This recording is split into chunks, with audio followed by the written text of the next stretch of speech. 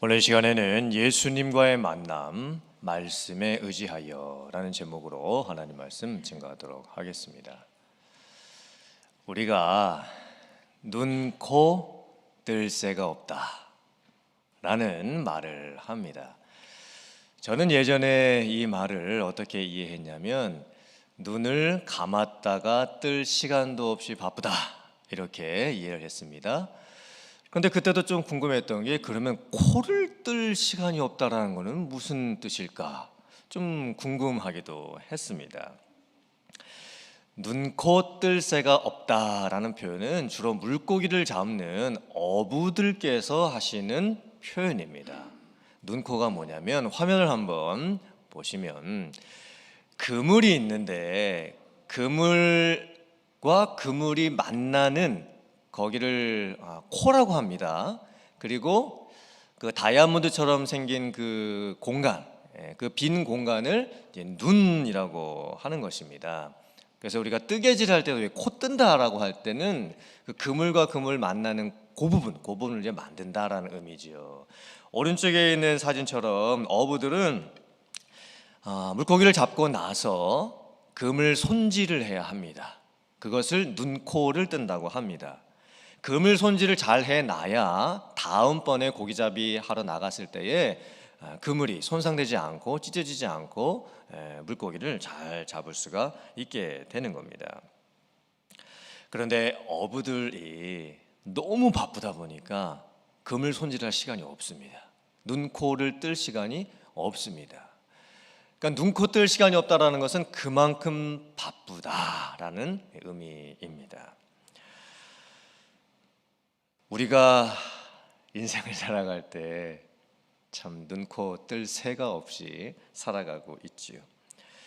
그리고 눈, 코 뜰 새도 없이 살아가는데도 되는 일은 참 별로 없고 내가 원하는 것은 잘 이루어지지 않고 매일 쳇바퀴처럼 그렇게 반복되는 삶을 살아가고 있고 너무 피곤하고 지친 삶을 살아갈 때가 참 많이 있습니다. 그런데 오늘 성경 본문 말씀에 나오는 시몬, 베드로의 옛 이름이지요. 시몬 혹은 베드로. 이 시몬의 삶이 그랬습니다. 정말 눈, 코 뜰 새가 없습니다. 어부의 삶으로서 참 힘들고 어려운 삶을 살아가고 있습니다. 하지만 아무것도 이루어 놓지 못한 그런 삶을 지금 살아가고 있는 상황입니다. 과연 오늘 이 말씀에 하나님께서 주신 어떤 은혜와 또 도전과 또 회개가 담겨 있을까요? 함께 나누도록 하겠습니다. 첫 번째, 말씀을 의지할 때에 만선, 배가 가득 차는 기쁨을 주십니다. 예수님께서 게네사렛 호숫가에 가셨습니다. 게네사렛 호수는 넓어서 갈릴리 바다라고도 불립니다. 그때 사람들이 많이 모여서 예수님의 말씀을 듣고 있었습니다. 예수님께서 바닷가 근처에 보시니 배 두 척이 있었습니다. 그리고 어부들이 그물을 손질하고 있었습니다. 아마 이제 고기잡이를 나갔다가 마치고 돌아와서 이제 눈코를 이제 뜨고 있는 그런 상황입니다. 예수님께서 배 두 척 중에 하나인 어떤 배에 오르셨는데 그 배는 시몬의 배였습니다. 그리고 예수님께서 시몬에게 갑자기 이상한 말씀을 하십니다. 시몬아, 깊은 곳에 가서 그물을 내려 고기를 잡아라. 지금 베드로는 밤새도록 고생하면서 물고기를 잡으려고 애를 썼지만 거의 물고기를 잡지 못한 상황입니다. 그리고 이제 아침이 되었고 그물 손질을 하고 있습니다. 이제 집에 돌아가려고 준비를 하고 있는 상황입니다. 더욱이 지금은 물고기 잡을 때가 아닙니다. 이제 오전이 되었고 조금 있으면 해가 중천에 떠서 뜨거운 수온이 되기 때문에 물고기들이 잡힐 확률이 거의 없습니다. 또한 예수님은 평생을 목수로 사셨던 분이고 예수님께서 물고기 잡는 방법에 대해서 뭘 정확하게 자세하게 아시겠습니까? 사실 물고기 잡는 것은 시몬의 전문 영역이죠. 수십 년을 어부로서 갈릴리 바다에서 물고기를 잡으면서 살았습니다. 물고기 잡는 것에 대해서는 시몬이 베테랑이죠. 그런데 시몬의 반응이 참 놀라웠습니다. 선생님, 일단 호칭부터 선생님입니다. 선생님, 그러니까 존경하는 의미로서 그렇게 했지요. 제가 밤이 새도록 수고하였지만 물고기를 한 마리도 잡지 못했는데 제가 말씀에 의지해서 제가 그물을 다시 내려보겠습니다. 그리고 나서 정말 깊은 곳에 가서 그물을 내렸는데 물고기가 너무 많이 잡혔습니다. 시몬의 배에 다 채울 수 없어서 동료에게 손질을 해서 다른 배가 와가지고 두 배에 가득 물고기를 잡게 되었습니다. 오늘 이 사건에서 참 놀라운 부분 중에 하나는 시몬이 말씀에 의지해서 제가 한번 해보겠습니다 라고 고백했던 이 부분에 있습니다. 사실 시몬은 예수님의 말을 들을 필요가 없습니다. 또 무시해도 충분합니다. 선생님, 저는 어부고 선생님께서는 목수셨는데 그런 말도 되지 않는 소리를 하지 마십시오. 지금 고기 잡을 수가 없습니다. 시간 낭비입니다 라고 말할 수도 있습니다. 그런데 시몬이 말씀에 의지해서 제가 한번 해보겠습니다 이렇게 대답을 합니다. 여러 가지 정황상 시몬의 대답은 엄청난 믿음이 있어서 이렇게 대답한 것이 아닙니다. 시몬의 뉘앙스는 이런 뉘앙스입니다. 그러세요? 그럼 제가 예수님이 그렇게 말씀하시니까 제가 한번 해보겠습니다. 딱 요 정도의 뉘앙스로 지금 대답을 한 겁니다. 베드로의 순종은 완벽한 순종이 아니었습니다. 완벽한 믿음도 아니었습니다. 어쩌면 그래 한번 해보자, 초보의 초기 단계 작은 하지만 순수한 그런 반응을 한 것뿐입니다. 그런데 놀라웠죠. 말씀에 의지해서 그물을 내렸을 때 결과가 참 놀라웠습니다. 물고기를 잡았는데 배에 가득 차는 만선의 그런 기적을 경험하게 된 겁니다. 시몬의 모습을 잘 보시길 바랍니다. 눈, 코, 뜰 새 없이 바쁩니다. 그리고 되는 일이 별로 없습니다. 신경 쓸 일도 너무 많습니다. 몸은 피곤합니다. 지금 열매는 하나도 거둬지지가 않습니다. 이 베드로의 모습이 누구의 모습일까요? 우리들의 모습이죠. 그런데 예수님께서 시몬을 찾아가신 겁니다. 배 두 척 중에 왜 굳이 예수님께서 베드로의 배 위에 올라가셨을까요? 그리고 베드로에게 왜 배를 좀 띄워라 라고 하시고는 배에 앉혀서 무리들을 가르치시다가 또 왜 베드로에게 이제는 깊은 곳에 가서 그물을 내려봐라 이렇게 말씀을 하고 계시는 것일까요? 지금 예수님께서 베드로를 찾아가시는 거예요. 일부러, 의도적으로 간섭하시면서 베드로를 찾아가십니다. 하나님께서도 우리들에게 찾아와 주십니다. 우리들의 삶도 똑같지요. 눈코 뜰 새 없는 삶입니다. 열매는 하나도 맺혀지지 않습니다. 내가 그렇게 바라고 원하는 바는 이루어지지가 않습니다. 지쳤습니다. 피곤합니다. 그냥 쉬고 싶습니다. 아무것도 하기 싫습니다. 그때 우리들은 베드로의 반응을 잘 주목해 볼 수 있어야 됩니다. 말씀에 의지해서. 물론 대단한 믿음은 아니었습니다. 그냥 예수님께서 그렇게 말씀하시니까 저는 솔직히 하기는 싫은데 좀 귀찮기도 한데 그래도 제가 한번 해보겠습니다. 이렇게 해서 이제 베드로가 반응을 했던 겁니다. 우리들에게도 하나님께서 찾아오시면서 여러 가지 상황을 만들어 주실 때가 있습니다. 지금 내가 여러 가지 복잡한 그런 일들이 있습니다. 솔직하게는 아무것도 하기 싫습니다. 그런데 그때 누군가가 나에게 전화를 걸어줄 수가 있습니다. 혹은 누군가가 나에게 밥을 한번 먹자라고 해줄 수가 있습니다. 누군가가 나에게 이번 주일날에는 우리 꼭 같이 한번 예배 드리자라고 할 수도 있습니다. 누군가가 나에게 우리 같이 한번 말씀 한번 읽어보자. 또 누군가는 나에게 우리 같이 한번 기도 한번 해보자. 여기 기도회가 있는데 우리 같이 한번 기도해보자. 이렇게 말을 해줄 수가 있습니다. 하나님께서는 그렇게 우리들에게 다가오십니다.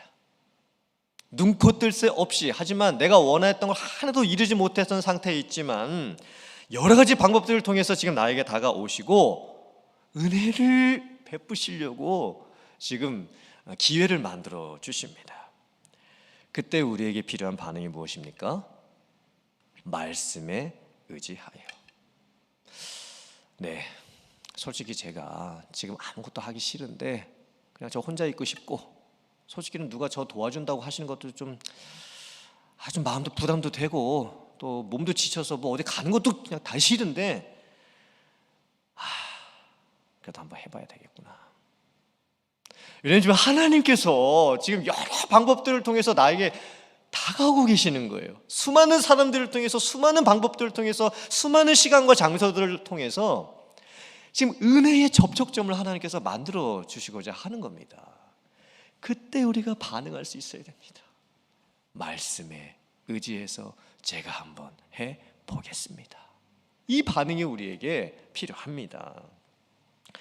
전도서 12장 1절 2절 그리고 7절 말씀 같이 봉독해 보겠습니다. 시작. 너는 청년의 때에 너의 창조주를 기억하라. 곧 곤고한 날이 이르기 전에, 나는 아무 낙이 없다고 할 해들이 가깝기 전에, 해와 빛과 달과 별들이 어둡기 전에, 비 뒤에 구름이 다시 일어나기 전에 그리하라. 흙은 여전히 땅으로 돌아가고 영은 그것을 주신 하나님께로 돌아가기 후에요? 전에 기억하라. 이 말씀은 꼭 청년들에게 주시는 말씀이 아닙니다. 솔로몬 왕이 인생의 후대를 살아가는 모든 성도들에게 준 말씀입니다. 기억해라. 하나님을 기억해라. 정말 우리의 인생에 앞으로 곤고하고 아무 낙이 없다고 할 그때가 찾아오게 될 텐데 그 전에 기억해라. 내가 흙으로 돌아가게 될, 땅에 묻히게 될, 내 목숨이 다 끊어지게 될 그날이 다가오기 전에 기억하라. 그래도 내가 아직 젊다고 생각하고 있는 지금, 그래도 내가 앞으로 살 날이 조금 남아있다고 생각이 드는 지금, 그때 하나님을 기억하고 살아라. 이게 전도서의 말씀의 의미입니다. 결국 말씀에 의지하여 라는 이 반응은 하나님께서 지금 나에게 무엇을 해보라고 하시는 건가? 그런 마음이 들 때 순종하라는 것입니다. 사실 그런데 그 상황에서 나는 별로 하고 싶지가 않습니다. 솔직히 정말 아무것도 하고 싶지 않습니다. 내 본성이 움직여지려고 하지가 않습니다. 그때 말씀에 의지하여 해보시기를 바랍니다. 그래 한번 해보자. 그래 한번 들어보자. 그래 한번 말씀 읽어보자. 그래 한번 기도해보자. 그래 한번 내가 용서해보자. 만약에 우리가 이렇게 반응할 수 있다고 한다면 그때 베드로에게 물고기가 가득 차서 그물이 찢어질 정도의 만선의 기쁨이 누렸던 것과 같이 여러분들에게도 그런 충만함이 있게 될 줄 믿습니다. 이런 놀라운 은혜의 역사들을 체험할 수 있는 여러분들 다 되실 수 있기를 주님의 이름으로 축원합니다. 아멘.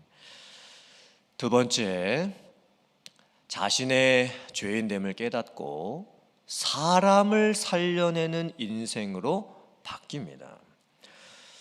오늘 설교에서 이 본문 말씀에서 가장 특별한 부분은 베드로가 물고기를 많이 잡고 만선의 그 기쁨을 누리게 됐을 때 내가 돈 많이 벌었다, 와 내가 대박 맞았다, 아니면 내가 뭐 복권이 당첨됐다, 뭐 이렇게 생각을 하지 않고 예상을 뒤엎는 전혀 놀라운 반응을 했다라는 것입니다. 베드로가 무엇이라고 고백을 했습니까? 누가복음 5장 8절 말씀 화면 보시고 같이 봉독합니다. 시작. 시몬 베드로가 이를 보고 예수의 무릎 아래에 엎드려 이르되 주여 나를 떠나소서 나는 죄인이로소이다 하니. 이 말씀에서 중요한 부분이 두 군데가 있습니다. 하나는 시몬의 이름이 이제 시몬 베드로라고 언급이 되고 있는 이 부분이고, 시몬이 나는 죄인입니다 라고 고백하는 부분입니다. 참으로 이상하고도 놀라운 반응입니다. 왜 베드로는 말씀에 의지하여 깊은 곳에 가서 그물을 던져 물고기를 많이 잡게 되었을 때에 주님, 이제 호칭부터 바뀌지요. 선생님이라고 했던 호칭에서 주여라고 바뀌고 나를 떠나시옵소서 저는 죄인입니다 이렇게 고백을 하게 됐을까요? 오늘 성경 말씀을 읽으면서 더 신기한 부분이 무엇이냐면 이 베드로의 이름이 지금까지 계속해서 시몬으로만 나옵니다. 베드로라고 나오지 않습니다. 계속 시몬 계속 시몬이라고 나오다가 드디어 나는 죄인입니다 라고 고백하는 그 순간에 시몬 베드로라는 이름이 처음으로 등장을 하게 되는 이 부분입니다. 오늘 말씀을 해석하는 데 필요한 가장 중요한 열쇠 중에 하나는 시몬이 베드로가 오늘 이 상황에서 예수님을 처음으로 만나는 것이 아니라는 것입니다. 마태복음, 마가복음, 누가복음, 요한복음 이 4복음서를 연대기적으로 시간 순서의 흐름으로 살펴보면 시몬은 이미 약 8개월 전에 예수님을 이미 만난 적이 있었습니다. 자기의 고향 가버나움 떠나서 이제 밑에 있는 동네였던 예루살렘에 갔을 때에 자기의 친동생인 안드레가 예수님을 먼저 만나고는 메시아를 만났다라고 하면서 이 시몬을 데리고 예수님에게 가게 됩니다. 그때 예수님하고 시몬하고 처음 만나게 되는 겁니다. 그때 예수님께서 시몬에게 참으로 놀라운 말씀을 해주십니다. 시몬아, 내 이름이 시몬인데 이제 앞으로 내 이름이 시몬이 아니라 게바, 아람어로는 게바라고 하고 베드로, 헬라어로는 베드로라고 합니다. 네 이름이 이제 바뀌게 될 것이다. 네가 지금은 시몬이지만 앞으로 네 이름이 게바 혹은 베드로라고 바뀌게 될 것이다. 이렇게 말씀을 해 주시는 겁니다. 그때 시몬은 참 이상했겠죠. 아니 예수님이 나를 얼마나 아신다고, 오늘 처음 예수님을 만난 건데, 물론 자기 동생 안드레는 예수님을 이미 만났고 예수님을 메시아라고 고백을 했지만 베드로는 아니었습니다. 시몬은 그날 예수님 처음 만난 겁니다.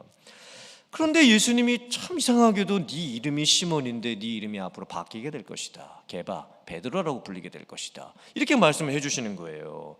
시몬이 대단히 궁금했겠죠. 유대인들에게 있어서, 유대 문화에 있어서 이름이 바뀐다라고 하는 것은 엄청난 일입니다. 특별한 사건이 있거나 어떤 의미심장한 일을 겪었을 때에 이름을 바꿉니다.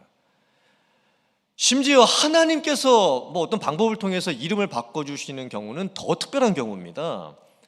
아브람이 아브라함으로 바뀌지요. 야곱이 이스라엘로 바뀌지요. 또 사울이 바울로 바뀌게 됩니다. 그러므로 지금 예수님께서 시몬을 처음 만나셨을 때에 예수님께서 시몬에게 이렇게 말씀하시는 거예요. 시몬아, 앞으로 너의 인생에 엄청난 사건이 있게 될 것이다. 네 이름이 바뀔 정도의 엄청난 사건을 네가 경험을 하게 될 것이다. 시몬은 궁금했겠죠. 정말 내 인생에 그럴 날이 언제 찾아오게 되는 걸까? 그리고 나서 이제 8개월의 시간이 흘러갑니다. 아마도 시몬은 다 잊었을 겁니다.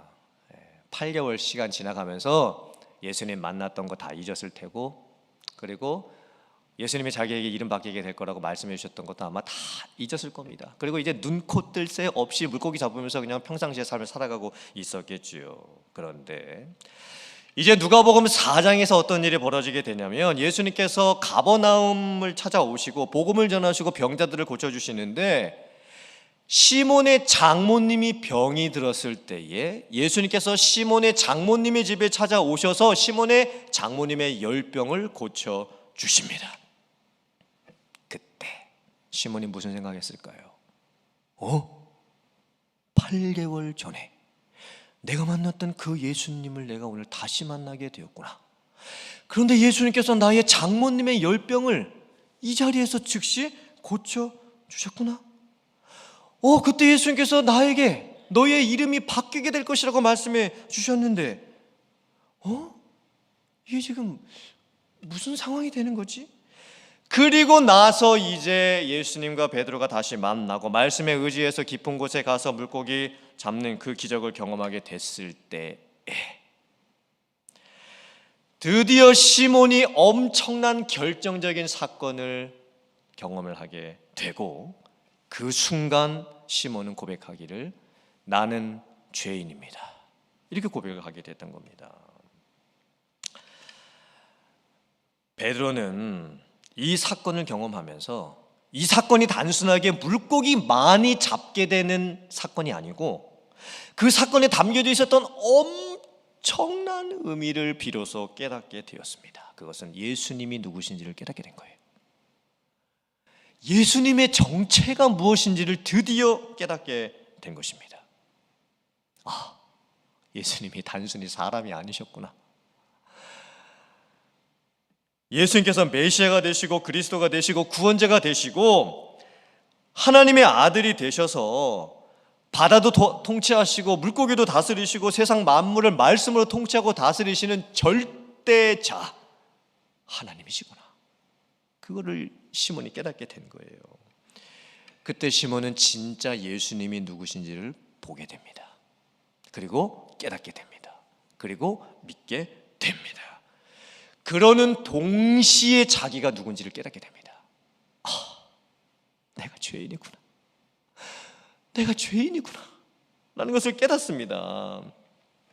그 순간 누가복음은 시몬의 이름을 계속해서 누가복음 4장에서도 시몬, 누가복음 5장에서도 계속 시몬이었는데 나는 죄인입니다 라고 고백하는 그 순간에 시몬의 이름을 시몬 베드로 이렇게 바꿔놓습니다.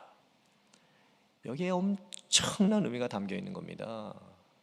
시몬의 완전한 변화입니다. 예수님께서 8개월 전에 이미 말씀하셨던 이름이 바뀌게 될 것이라는 그 사건이 드디어 성취가 되는 그 순간입니다. 왜 시몬은 그 사건 겪으면서 자기가 죄인이라고 고백을 하게 될까요? 사실 그 당시에 죄인이라고 하는 그 호칭은 가늠한 여인이라든지 창녀라든지 아니면 세리와 같이 부도덕한 악한 사람들에게만 죄인이라고 하는 호칭을 주었습니다. 사실 시몬은 그냥 평범하게 살았을 뿐입니다. 그냥 열심히 살았을 뿐입니다. 물고기 잡아가면서 돈 벌어가면서 또 가정을 꾸려가면서 정말 눈코 뜰 새 없이 그냥 평범하게 열심히 살았을 뿐입니다. 그리고 시몬이 거짓말은 좀 했겠죠. 남을 좀 미워하고 화를 낸 적도 있었겠죠. 하지만 시몬이 간음을 한 것도 아니고 도둑질한 것도 아니고 살인을 한 것도 아닌데 시몬이 왜 그 순간에 자기가 죄인이라고 그렇게 고백을 하게 된 걸까요? 사실 내가 죄인입니다 라고 하는 이 고백은요, 나를 보고 나오는 고백이 아닙니다. 우리는 흔히 어떻게 생각하냐면 내가 내 자신을 보면서 내가 죄인이구나, 내가 다른 사람과 비교하면서 다른 사람보다 내가 조금 못난 모습이 있으니까 내가 죄인이구나 이렇게 고백한다고 생각하는데 아닙니다. 내가 죄인입니다 라고 하는 이 고백은 언제 나오는 거냐면 완전히 거룩하신 하나님, 완전히 공의로우신 하나님, 완전하신 모든 것을 알고 계신 하나님, 완전히 절자제가 되시는 그 하나님 앞에 내가 서게 됐을 때에 내가 죄인입니다 라고 하는 고백이 나오게 되는 것입니다. 지금 시몬에게 딱 그런 상황입니다. 시몬이 나는 죄인입니다라고 고백했을 때 더 놀라운 것은 예수님의 반응입니다. 예수님이 뭐라고 반응하시죠? 그래, 너 죄인이다 라고 정죄하지 않으십니다. 혹은 그래 맞다, 네가 드디어 나를 제대로 봤구나, 내가 구원자다, 메시아다, 이렇게 반응도 안 하십니다. 예수님이 뭐라고 반응하시죠? 이제 후로는 네가 사람을 취하리라 라고 하시면서 시몬을 바로 제자를 삼으시고 그 자리에서 소명을 주시고 사명까지 허락을 해주십니다. 베드로 역시 그 자리에서 모든 것을 다 버리고 예수님을 따라갑니다. 너무 파격적인 상황입니다. 아니 이게 뭐 진도가 빨라도 너무 지금 진도가 빠른 것 아닙니까? 아니 베드로 물고기 잡고 있었고 물고기 이제 많이 잡았고 자기 죄인입니다 고백했는데 이제 더 놀라운 것은 예수님의 반응입니다. 예수님께서 네가 사람을 취하리라 라고 하시고는 바로 그 자리에서 제자를 삼으시고 바로 그 자리에서 소명과 사명을 주십니다. 그리고 베드로가 이제 예수님 따라가게 되죠. 이 부분이 더 특별하고 더 놀라운 부분입니다. 하나님께서는 준비된 사람을 선택해서 쓰시는 게 아니라 선택한 사람을 준비시켜서 쓰십니다. 자, 하나님께서는 준비된 사람을 선택해서 쓰시는 것이 아니라 선택한 사람을 준비시켜서 쓰십니다. 우리들 중에 준비된 사람은 아무도 없습니다. 제가 목사로 준비가 돼서 하나님께서 저를 선택하신 것일까요? 아닙니다. 하나님이 저를 선택하셨기 때문에 목사로 준비시키시고 훈련시키셔서 사용하시는 것뿐입니다. 여기 있는 우리들 중에서 준비된 사람이 누가 있습니까? 준비된 사람을 선택해서 사용을 하는 것은 세상 기업에서 하는 방법이고 하나님의 방법은 다릅니다. 선택한 사람을 준비시키고 훈련시키셔서 쓰십니다. 물론 하나님이 아무나 쓰시는 게 아닙니다. 훈련시키시고 쓰시죠. 하지만 선택이 먼저입니다. 선택하시고 그 사람을 준비시키시면서 훈련을 시키시고 그리고 사용을 해주시는 겁니다. 마태복음에서는 그 예수님께서 베드로에게 하셨던 말씀을 네가 사람을 낚는 어부가 되리라 라고 하셨는데 누가복음에서는 좀 다릅니다. 정확하게 어떻게 했죠? 네가 사람을 취하리라, 취하리라라고 말씀했습니다. 여기도 참 독특한 부분입니다. 이 취하다 라고 하는 동사가 헬라어로 조그론이라고 하는데 그 뜻이 뭐냐면 죽이지 않고 산채로 잡는다, 그러니까 무엇인가로부터 구출해낸다 라는 그런 뜻을 가지고 있습니다. 그러니까 사람을 취한다 라는 의미가 무엇이냐면 사람을 위험에서 건져낸다, 죽이지 않고 살려낸다, 이런 의미를 가지고 있는 겁니다. 참 신기한 표현입니다. 여러분, 이 물고기를 물에서 건져 올리는 것은 사실은 물고기를 죽게 만드는 행위입니다. 물고기를 낚거나 어부로서 물고기를 잡는 것은 물고기에게 좋은 일을 해주는 게 아닙니다. 사람에게 좋은 일을 해주는 거죠. 물고기 잡아먹는 사람에게.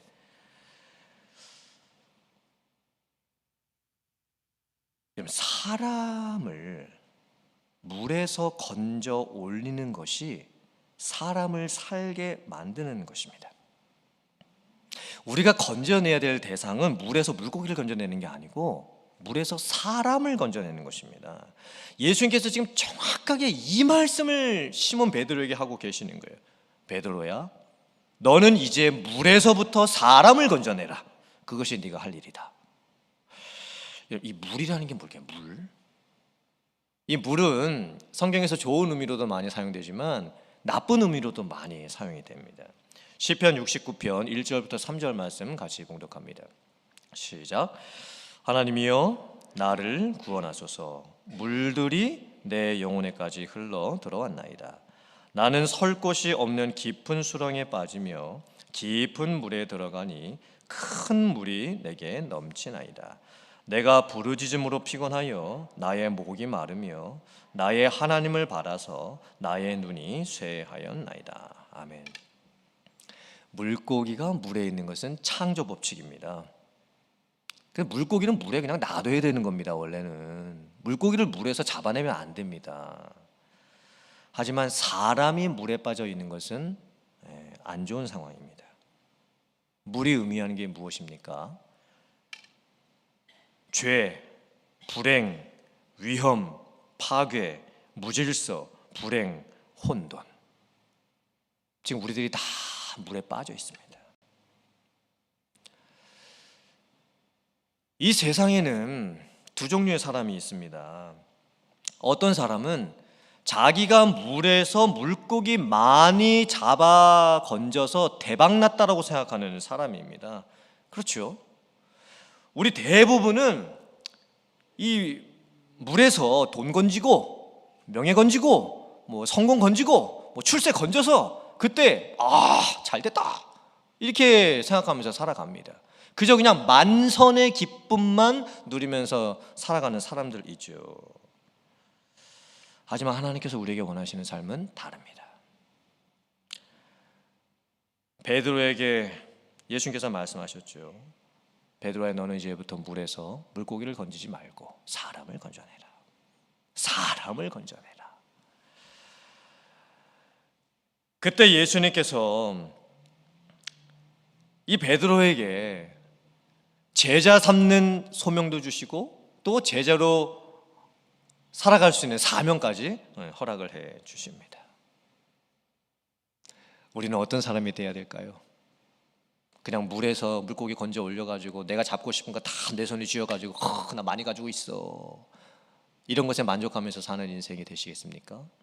아니면 내가 정말 물에 빠져있는 수많은 사람들을 건져내는 삶을 살아야 되겠구나. 먼저는 내가 물에 빠져 있다가 예수님 만나서 내가 죄인입니다 라고 했던 그 믿음의 순간 내가 건짐을 받았습니다. 내가 먼저 건짐을 받았지. 그런데 아직 물에 빠져 있는 사람이 너무나 많습니다. 이제 우리가 해야 될 일이 무엇입니까? 건져내는 것입니다. 사람을 건져내는 것입니다. 오늘 말씀에서 베드로와 예수님과의 만남이 너무 의미 있는 만남 아닙니까? 정말 축복된 만남 아닙니까? 여러분들에게도 이런 만남이 있을 수 있기를 주님의 이름으로 축원합니다. 그리고 이제 말씀에 의지하여 나는 죄인입니다, 물에서 사람을 건지라, 이 말씀의 의미를 여러분들께서 다시 한번 깊게 묵상하시고 새기시고 그대로 순종하고 살아가는 여러분들 다 되실 수 있기를 주님의 이름으로 축원합니다. 아멘.